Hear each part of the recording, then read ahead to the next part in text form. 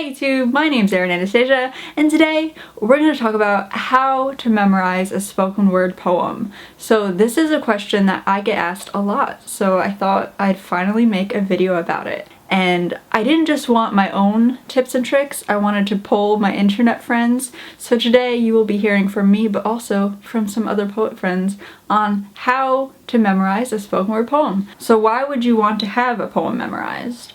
Well, there are some benefits, especially at a slam. Slam is a poetry competition, and if you and another poet are neck and neck in terms of talent, but they are reading off paper and you have yours memorized, that might give you a decimal point gain over that poet and you could win the slam. Also, I think in terms of ability to connect with audience members, if you are reading off a paper or phone, you are less likely to make eye contact with individual audience members. And also, if you're constantly focused on a phone or a book and people aren't in a snapping mood, you don't know how the audience is feeling about your poem. But if you're able to look around the room and see people getting emotional or smiling, it really helps me get like a confidence boost and gives me energy to continue through the poem. And then lastly, if you're holding on to things, it might be difficult to do any choreography.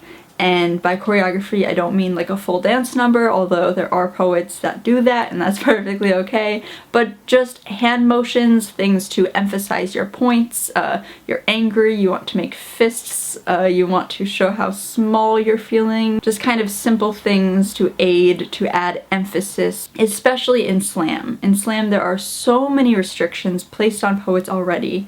You want to use all the tools at your disposal, and your hands can be tools, so why not use them? So now let's get into the tips. How to memorize a spoken word poem. The first tip is brought to you by Natasha Hooper. Natasha says that the best way to do it is section by section. So break your poem up into stanzas or lines if it isn't already, and take each piece of it and memorize it completely and then move on to the next one. This is the way that I memorize my poems for sure. I just start at the beginning, make sure that first stanza is down pat, and then move along and get to the end. And something I struggle with a lot is after memorizing those sections, remembering how they connect. So tip number 2, brought to you by Kito Fortune, is to memorize the very end of a section and the very beginning of the next section and repeat that transition over and over and over again. And this tip again is exactly what I do to memorize the transitions. There was this one part of Map List that I kept forgetting, and I was so scared that I was gonna forget it on stage, but I sat there and I went, if I don't know where the hell I'm going, today I ran for 7 hours straight. If I don't know where the hell I'm going, today I ran for 7 hours straight. And I said that over and over and over again until I couldn't say hell I'm going without automatically saying today I ran for 7 hours straight. Also, it looks like I'm not wearing a shirt. I am, it's just down here. If it's out of frame, I'm not naked. I promise, I have clothes on.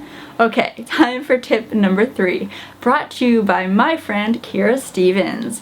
Kira says that what she does is she records her poem on her phone and then listens to that recording over and over and over again. And this is something I kind of accidentally do, because I'll record myself doing a poem on stage that I don't have memorized, and then through the editing process have to watch this video 10 times over, and then I upload it and watch it another 10 times over to make sure it's okay. And after having heard it 20 times in a row, it's ingrained in my memory. So this is definitely a pro tip and something that I will try moving forward. Tip number 4, Margie Johnson says that she likes to write out her poems over and over again. And that's a thing, right? That like, there's all these articles that say college students who write out their notes rather than type them, it puts the information in their brain better or something like that. Don't quote me on those exact words, but I know that's a thing for sure, so that's good advice. And then last but not least, we have tip number 5, brought to you by Jesse Parent.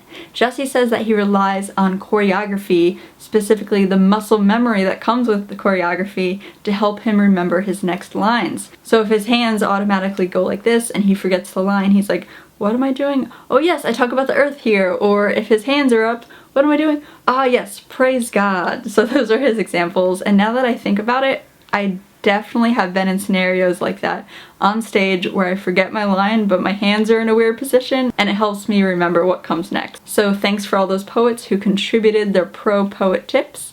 I know this was a short video, but I hope it was useful, so thanks for watching and I'll see you next time.